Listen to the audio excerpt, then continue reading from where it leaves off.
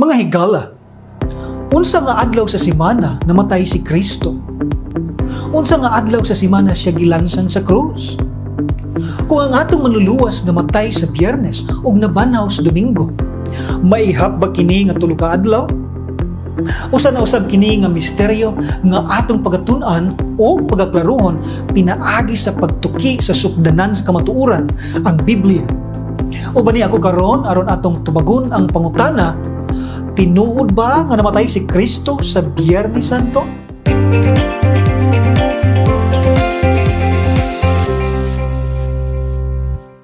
Si Jesucristo o Yeshua Messiah mao ang pinakapopular nga tao sa kasaysayan, ilabi na sa relihiyong Kristyanismo. Tuig-tuig, daghang mga Kristiyano ang nagasaulog sa Semana Santa aron hinumduman o hatagan og pasidungog ang pag-antos, kamatayon o pagkabanhaw ni Kristo.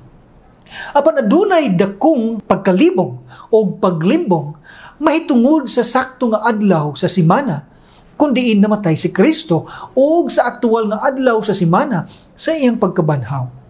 Kadaghanan sa mga Kristiyano nagatuo nga siya namatay sa Biyernes Santo o nabanhaw sa Domingo. Apan adunay mga pastor, mga eskular sa Biblia o guban pang mga Kristiyano nga nagasulti nga si Kristo namatay sa Huwebes o sa Miyerkules. Aduna usab uban nga nagahunahuna nga dili na importante kung kanusa siya namatay o nabanhaw. Unsa ang sulti sa Biblia? Posible ba nato mahibal-an ang sakto nga adlaw sa semana nga namatay si Kristo? O ang sakto nga adlaw sa iyang pagkabanhaw gikan sa mga minatay? O labaw sa tanan, importante pa ba nga atong masabtan kini? Aniya ang 5 ka mga biblikanhong mga rason ngano nga ang Biyernes Santo o ang Domingo nga pagkabanhaw nga tradisyon o pagtulunan sayop o wala na hisubay sa Biblia. Una, ang Biyernes nga pagkamatay o ang Domingo nga pagkabanhaw wala ra moabot og 3 ka adlaw o 3 ka gabi. Adunay usa lamang kailhanan nga gihatag si Kristo nga nagapamatuod nga siya gayud ang manluluwas o Mesaya o kana mao ang ilhanan sa propeta nga si Jonas. Sa Mateo 12 bersikulo 38 hangtod sa 40, unya mingtubag kaniya uban sa mga eskriba ug sa mga parisiyo sa pagingon, magtutudlo, buot unta kami mutan-aw sa kailhanan gikan kanimo. Apan siya mitubag og mingon kanila, usa ka kaliwatan nga dautan og mananapaw, nagapangita og ilhanan og walay ilhanan nga igahatag kaniya kundili ang ilhanan ni Jonas ang manalagna. Kay ingon nga si Jonas didto sa tiyan sa dakong isda sa 3 ka adlaw ug 3 ka gabi, sa maong pagkaagi ang anak sa tao magapabilin sa kahilagman sa yuta 3 ka adlaw ug 3 ka gabi. Ang ilhanan ni propeta Jonas mao ang gitas-on sa mga oras nga si Kristo magpabilin sa lubnganan. Kung atong kwentahon ang Biyernes Santo hangtod sa Domingo nga pagkabanhaw, dili kini makaabot og 3 ka adlaw ug 3 ka gabi, kundili 2 ka gabi ug 1 ka adlaw lamang. Usa kini kahinungdan nganong dili mahimo nga si Kristo namatay sa Biyernes ug nabanhaw sa Domingo. Ikaduha nga punto, ang 3 ka adlaw ug 3 ka gabi usa ka literal nga pagpahayag. Adunay mga nagasulti nga ang 3 ka adlaw ug 3 ka gabi nga gihisgutan sa Biblia usa lamang daw ka sinultihan nga dili literal ang kahulugan. Apan tinuod ba kini? Ani ang pipila ka mga pagsaysay o commentaries may tungod sa sulat sa Mateo 12:40. Tinuod nga ang pulong 3 ka adlaw sa Hebrewhanon nga pagsaysay nagakahulugan nga parte lamang sa 3 ka adlaw ug dili ang tibuok oras sa sulod sa 3 ka adlaw. Apan, kung i-appeal pagsaysay ang pulong 3 ka gabi, ang ekspresyon o pagsaysay nahimo ng literal nga pahayag. Kana sumala ni E.W. Bullinger, 3 Days and 3 Nights, The Companion Bible, Appendix 144. Karon, atong pangutanon si Kristo kung pila ka oras ang buot niya ipasabot sa usa ka adlaw. Juan 11, bersikulo 9 hangtod sa 10. Si Yeshua mitubag, dili ba napulo og 2 ang mga takna sa adlaw? Ang nagalakaw sa adlaw, dili mahipangdol, kay makakita sa kahayag niining kalibutan.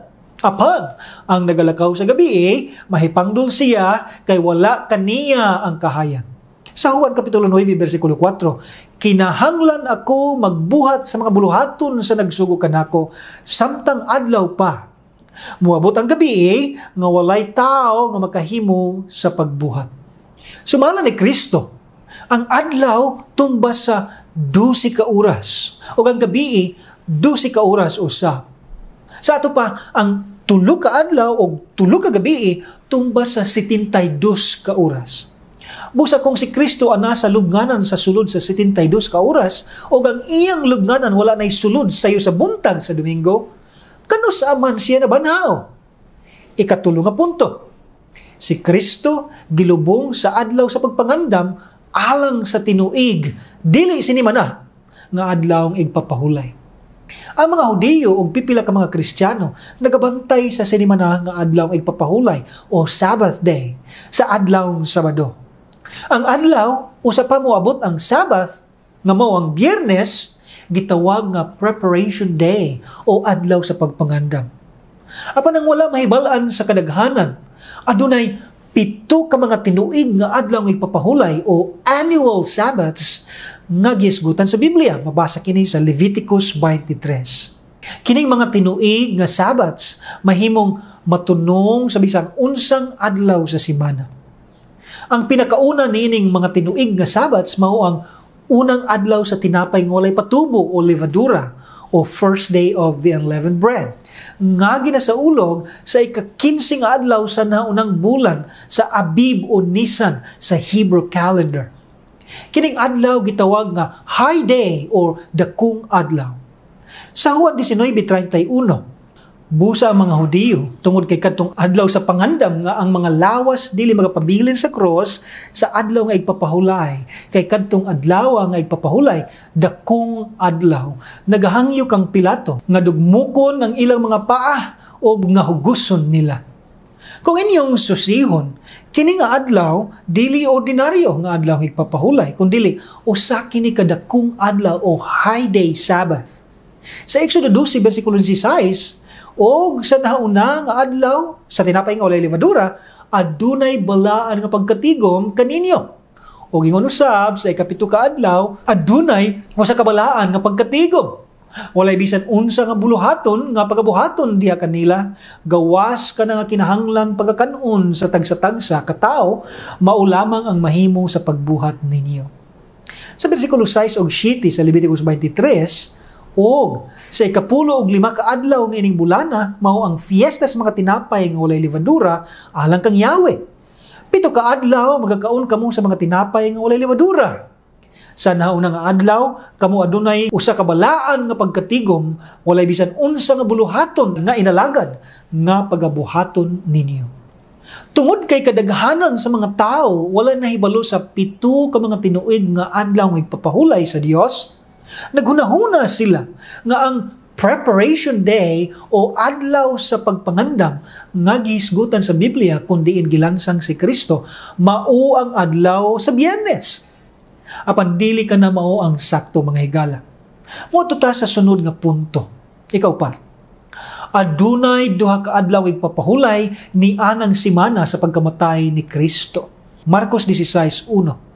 O, sa miagi na ang adlaw nga ipapahulay, si Maria Magdalena o si Maria nga inahan ni Jacobo o si Salome na malit og mga pahumot aron sa ilang pag-adto ilang ikadihog kaniya.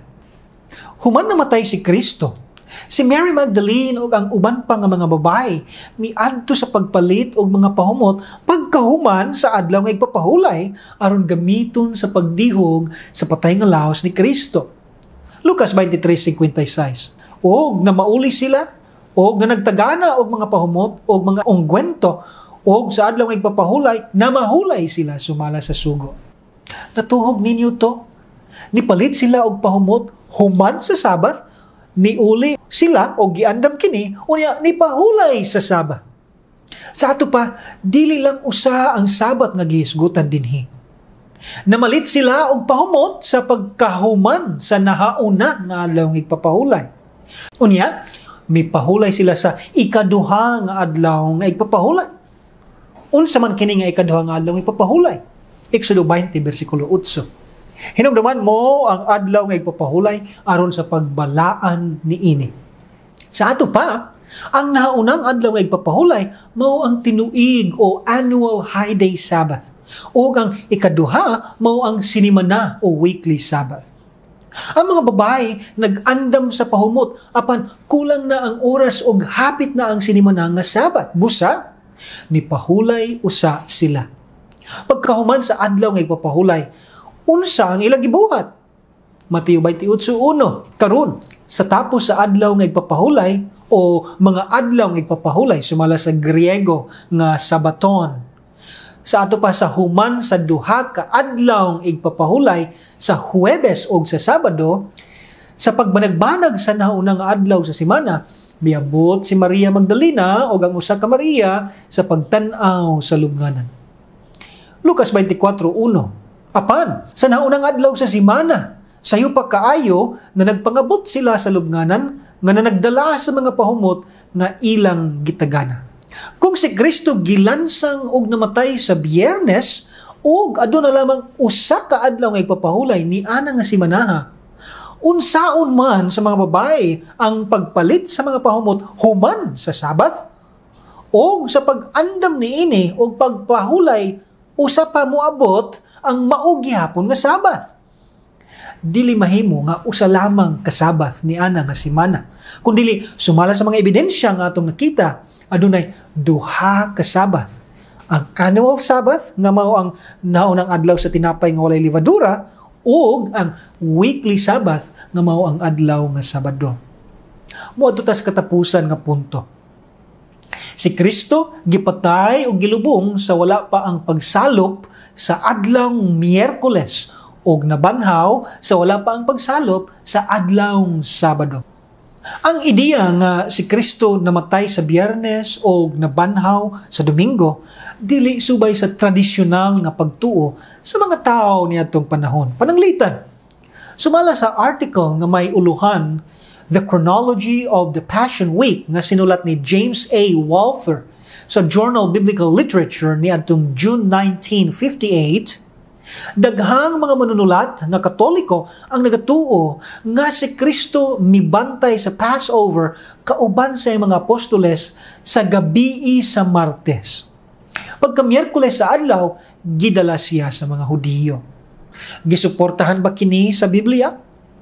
Atong basahon ang usa ka propesiya mahitungod sa adlaw sa semana nga pagapatyon ang manluluwas. Daniel 9, versikulo 27.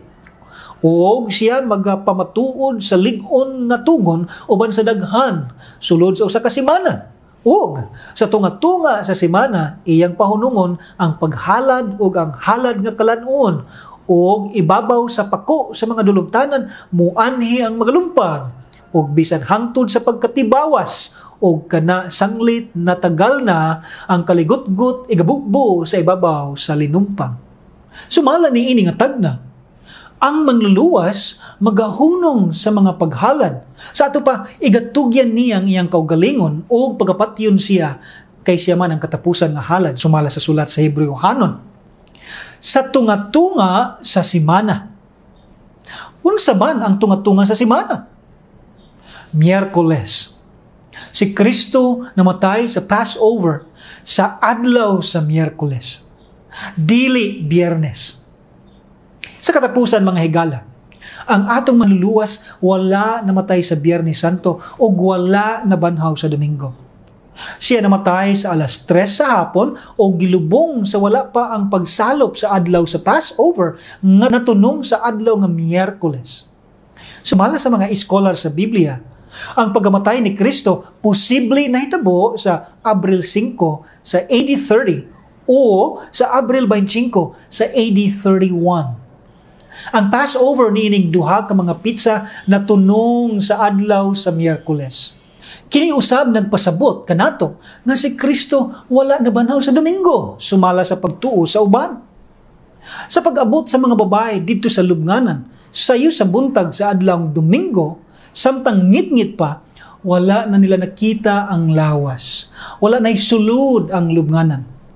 Ang Diyos Amahan sa langit nagbanhaw na kang Kristo human sa 72 ka oras gikan sa iyang paglubong. Siya nabanhaw sa wala pa ang pagsalop sa adlawng Sabado, tukma sa gihatag ni Kristo nga ilhanan sa Mateo 12:40. Kung atong ihapon ang Miyerkules sa wala pa ang pagsalop hangtod sa Sabado sa wala pa ang pagsalop, aduna gayud kini 3 ka adlaw o 3 ka gabi. Busa maglipay kita nga aduna kitay manluluwas nga wala na makak, kundili naghatag ka nato og klaro og sakto nga ilhanan og pagtulunan may tungod sa sakto nga adlaw sa iyang pagkamatay o sa iyang pagkabanhaw. Hinaot nga kini nga episode nakatabang kaninyo. Mamahimong i-share ninyo kini sa uban aron sila usab makakaton sa sakto nga biblikanong kamatuoran mahitungod niini nga topiko. Kini Sir Ruel Campos ug hangtod sa sunod na usab nga pagtulunan dinhi sa biblicaltruths.tv.